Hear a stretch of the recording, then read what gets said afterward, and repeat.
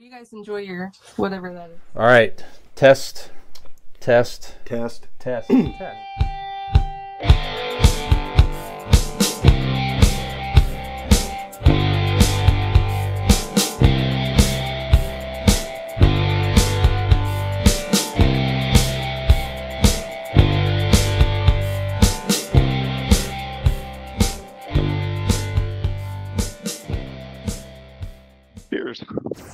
Well, guys, unfortunately, we've had a lot of deaths in the world of sports and pop culture over the last couple of days. So many Pour to one talk out. about. I had to get a drink. Yeah. So we had, let's see here, recently, John Amos. So he was the father in Uncle the Jesse sitcom. from no. Go ahead. Uncle Jesse, notably from Full House. No, I think you're thinking John Stamos. Is alive and well. Oh, This is okay. John Yeah. Amos. Yeah. Okay. And All he's right. He was the usually on father. show, so I'm very good. He's going to be very surprised to hear this. Yeah, he was the father of Good Times. It was a sitcom back in the 70s. He was also the father in Coming to America. He was the Whack Donald's father, if you remember that movie. Solid actor. He passed away recently at age 84. Any thoughts on Mr. Amos? Jesse and the Rippers will never be the same. That's it. Nick, John Amos is still alive. John Amos is unfortunately passed. I'm sorry. Yeah. I don't laugh. Easy to mix up. Yes. Yes, the hair is very similar. Yeah, it's again very sad, but what a great career, what a great life. We should all be so lucky. He's in some of the most iconic TV shows and movies, and yeah, not a whole lot more to say. I mean, rest in peace, I guess, right? I mean, well, no, you want to say the shit. And also, rest in peace, I guess, right? Yeah. I guess I seem like I'm pushing through it because like Brian said, there's a lot we have to go through. Like there's a lot of people that just passed over the past week or so. Yeah, you know what? How about this? This will get into our Ask an Idiot as well, just to kind of reflect on some of these folks. You could speak on whoever you want to. How about that? So I'll just mention. Yeah, and then we'll good. take back to whoever you wish to reflect on, a couple of them or what have you. All very talented, certainly in their own right. I mean, whether it be sports or certainly acting, whatever. So no question there. We had Maggie Smith pass away at age 89. She's most known in her roles in Harry Potter. Dame Maggie Smith. Thank you. May you please? Mm-hmm. We had the great Kris Kristofferson, singer, actor, passed away at aged 88. And who'd have thought, right?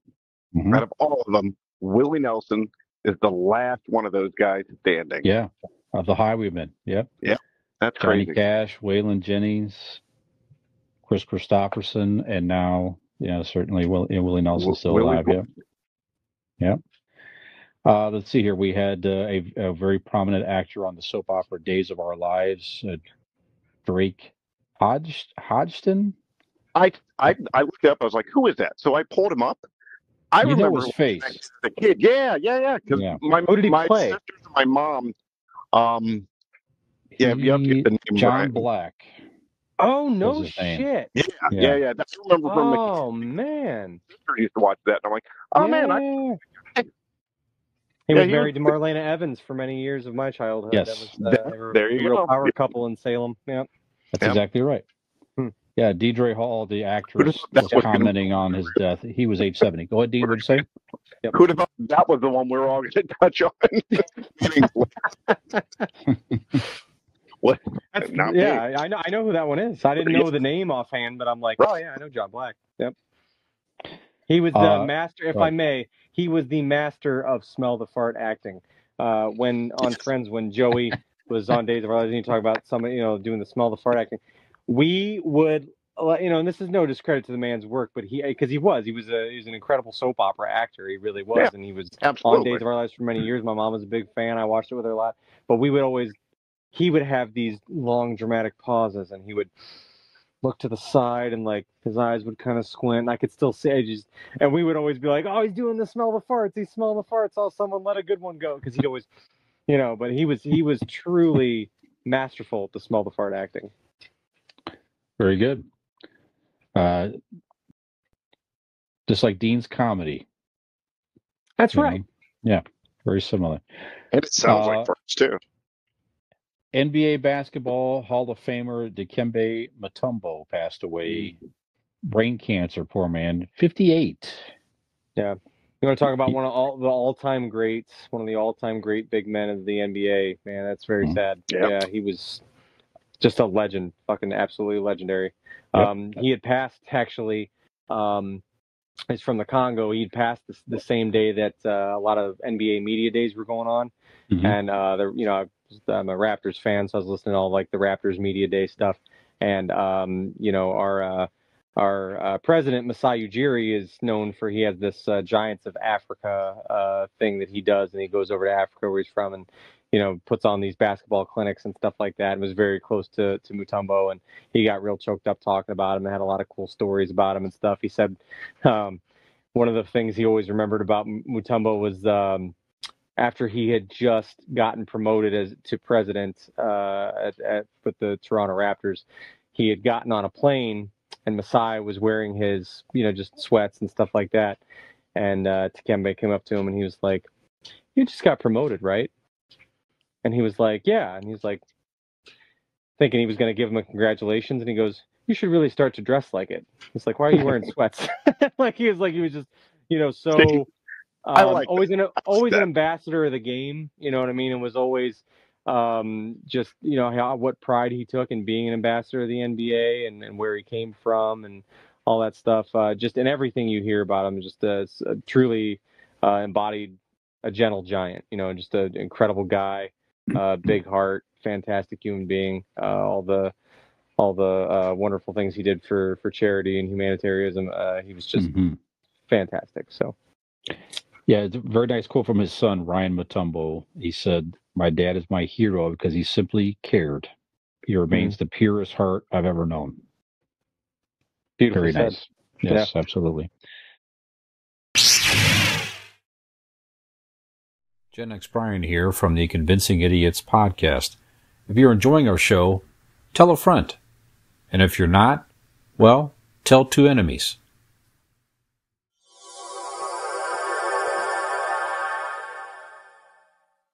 And local Ohio kid who went on to become the all-time hits leader in baseball, Pete Rose. He's from Ohio? Passed away. I think I did not know that. I thought so. Yeah, and played for of course, the Cincinnati Reds for many years. Played on what they called the Big Red Machine teams of the 70s, who won 3 World Series with some of the all-time greats of baseball: Johnny Bench, Dave Concepcion, George Foster, Ken Griffey Sr., just Tom Seaver, just a tremendous team they put together back then. And then he went on to win another World Series with the Philadelphia Phillies back in, I think, 1980, something like that. So then he came back to manage the Reds as a player manager, one of the few people to ever do that. And as you probably know, even if you're a fringe baseball fan, he was caught betting on baseball, betting on his own team, and they banned him for life, banned him from baseball for life. He denied that he bet for many, many years. And then finally he did admit it, and they never let him into the Hall of Fame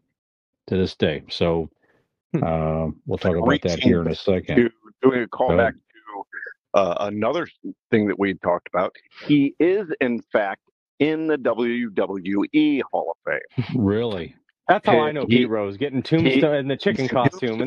by Kane 3 consecutive WrestleManias. I think it was WrestleMania 14, 15, and 16. He came out and kind of played his bad guy part, and the wrestler Kane came out and tombstoned him all 3 times, and he was inducted into the WWE Hall of Fame. Wow. Yes, he was born in Cincinnati, Ohio. Oh, that's cool. Right. Yep. How about that? So Well, guys, as again, we've done some reflections a little bit already, so we'll just any of these passings you wish to reflect on in particular. Dean, why don't we go to you? Pete Rose. Pete Rose was one of the greatest players, greatest baseball minds in history.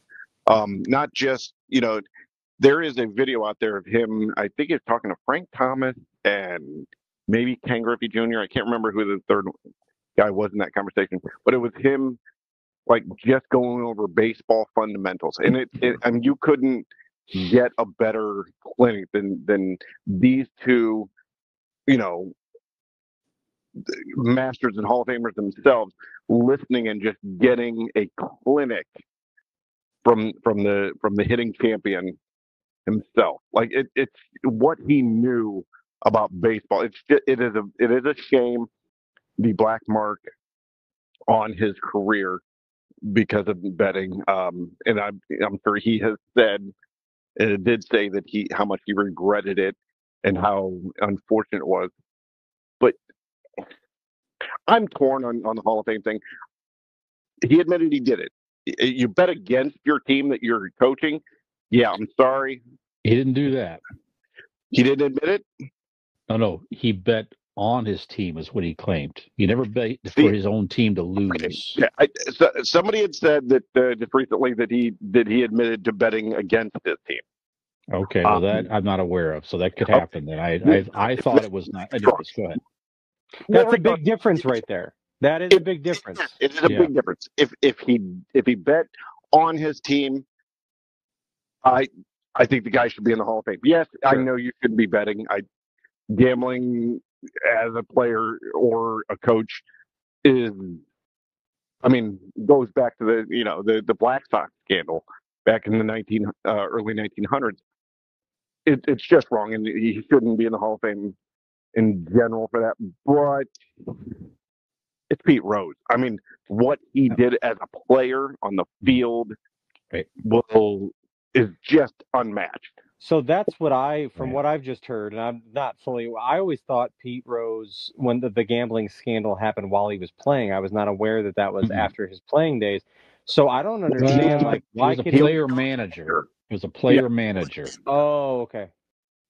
Never mind then. I was going to say if it was after he was done playing, I don't understand why you can't be inducted as a player and not, as a manager and whatever. It's because of what he did to the game itself by coaching a team, by being the manager of the team, and betting at the same time on that game. And then you get into if he bet against or for. If it comes out and what this idiot the other night told me and mentioned that he'd bet against the team, 100% shouldn't be in the Hall of Fame. I mean, that's throwing the game and the integrity of the game is ruined, and that I understand keeping betting on his team to win. That's just showing support. Yeah. Well, and that's like you go. I mean, that's because you believe that you're gonna win and you're trying your best. Is what you should be doing anyway. Yep. Right. Yeah, Tony Kornheiser on ESPN. Yeah, I like listening to him, but he said it well. I think it was even today on the PTI or yesterday on the PTI podcast or show, which is also a podcast. Yeah, that's what the plaques are for in the Hall of Fame. Let all these guys in, put all this information on the plaque. You can't take away from his accomplishment. He did. No one ever accused him of cheating hitting, right? He did legitimately had the most hits. Never got caught of using performance enhancement drugs. None of that stuff. He just played the game hard, and like you said, the longevity and everything else. He did legitimately have the most hits in baseball. Put him in the Hall of Fame. Put a whole display about his scandal and his fall from the game. Put it all there. Yeah, let everybody read about it and learn from it. Anyways. Right. That would be like when all is said and done, Shohei Ohtani, we're currently seeing potentially the greatest baseball player that's ever fucking played the game. And if that whole thing came out about his interpreter and stuff like that, and he was involved in that, it wouldn't matter what hand he played in anything. What he physically has done in baseball is what it is. There's no cheating that. Like how he's performed on the field speaks for itself, like you said. Look at Joe Jackson, shoeless Joe Jackson. Never attended one of those meetings for the Black Sox players to get paid and to throw the game. He had what would be considered, if they had the thing then, the MVP for the series. His performance in the series. He only got it one amount of money. It was like $25,000 or whatever, and it was under his pillow when he walked into the room. And it was based on a conversation that he had with another guy. Did he know that they were taking the money? Yeah. Was that wrong? Yeah. But I think in that same vein, I think Joe Jackson should be in the Hall of Fame, same as Pete Rose. Yeah. Okay. Any other reflections? My mic gets all messed up. I apologize. That's okay. That's all right. Fix it. That's all right. Good. All right. Any other reflections on anybody we just talked about here, guys? No, I'm just real sad that Joe Jackson's dead. Yeah, there was some of those. Obviously Pete Rose and Mutombo I had heard of. I hadn't heard of some of the other ones there, but like I said, Mutombo was the one that for me. I mean, just growing up watching basketball and stuff like that. That was a tough one, but yeah, so definitely those were like, I think Mutombo and Rose were like a day apart, weren't they? Yeah. Pete Rose ironically passed away in the last day of the regular season, so he didn't make it to the playoffs this year, and some say that was sort of an odd, ironic time to pass. So like Bob Barker living in '99 didn't quite hit the 100 mark. That's right. Also the guy from John, what's his name? He was in was it not 48 Beverly Hills Cop. Beverly Hills Cop, yeah. That's right. He had the older actor, the captain he played the police chief in the newest Beverly Hills Cop movie. Okay. You're right, he passed away as well.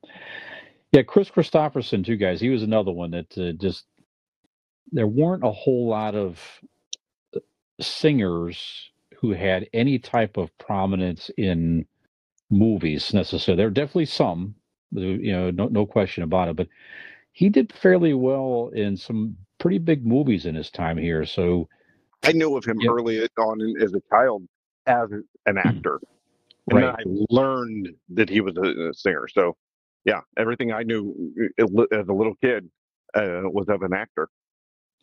Yeah, the movie A Star Is Born, the recent version of that with Lady Gaga and Bradley Cooper. Yeah, certainly was a huge hit. Lady Gaga.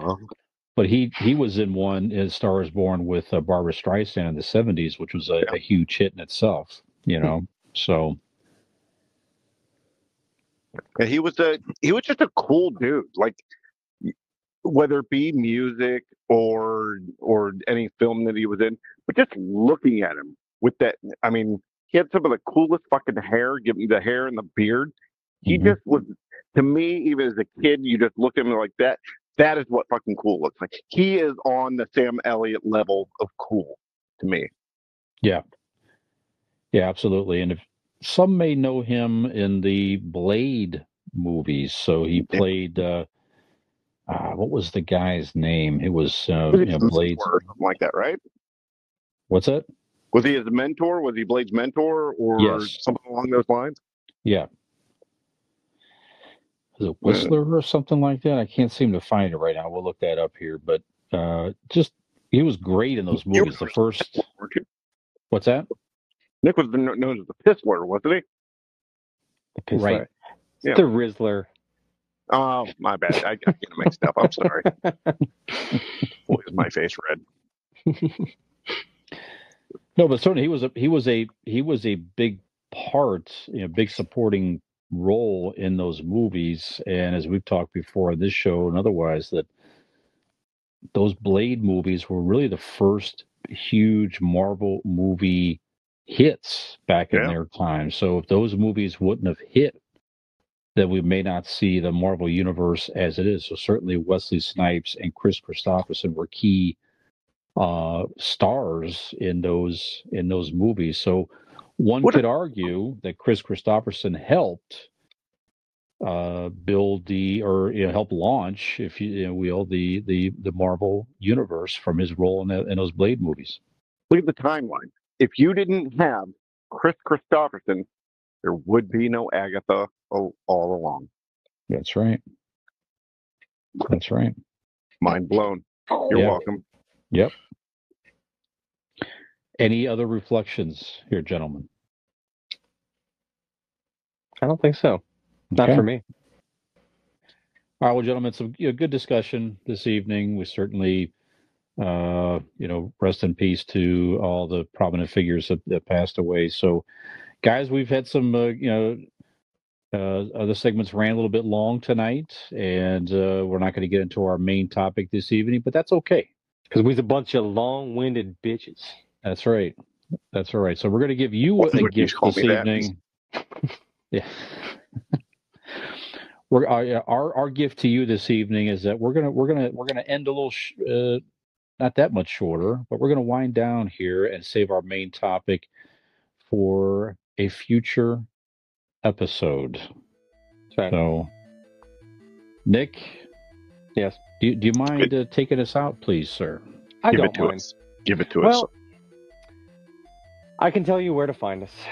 We can be found on all your favorite social media accounts. You can go to Google and type in Convincing Idiots Linktree, LINKTREE, and follow each and every one of those links to all of our social media accounts. Please be sure to like, subscribe, rate, review, follow, and all that fun stuff. On that Linktree, you're also going to find a link to our merch store. That's right, you can have your hands on some very exclusive, very impressive merchandise that features us, Convincing Idiots. You can find all that information and so much more on our website, which is convincingidiots.wordpress.com. So this has been another fantastical episode of Convincing Idiots. I'm your Millennial Nick. I'm the Zennial Dean. Highwayman Gen X Brian. Have we convinced you to join us in another eternally awesome episode of Convincing Idiots? Hey, did you like that video? You know you did, and we know you did. So stop screwing around and go like that video, subscribe to our channel, and join us for some more.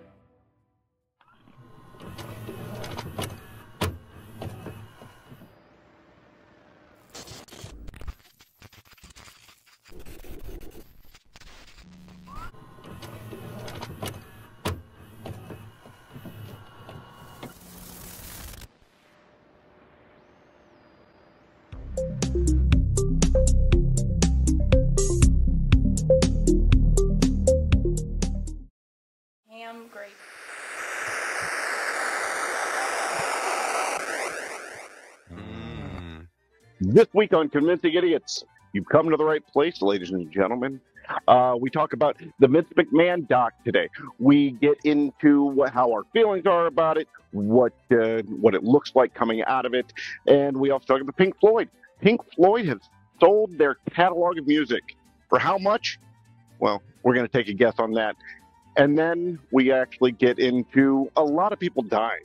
Let's face it. The past 2 weeks, we've had a lot of celebrities dying, and we get into that quite in depth. So, with that, hold on, listen right here, and let's start the show. I didn't like that one bit. Not one fucking bit.